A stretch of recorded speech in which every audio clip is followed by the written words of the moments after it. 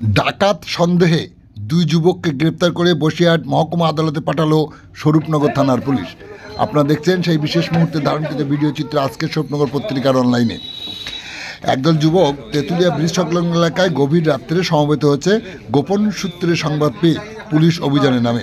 পুলিশের সন্ধান বুঝতে পেরে অন্যরা পালিয়ে গেলেও পুলিশ দুই যুবককে আটক করে।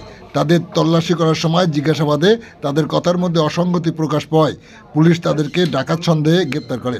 আজ সকালে ওই দুই যুবককে বসিরহাট মহকুমা আদালতে পাঠায় স্বরূপনগর থানার পুলিশ।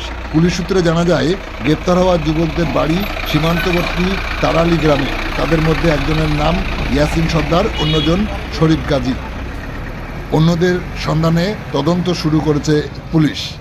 আপনারা দেখছেন সেই সময়ের বিশেষ মুহূর্তে ধারণকৃত ভিডিও চিত্র আজকের স্বরূপনগর পত্রিকার অনলাইনে।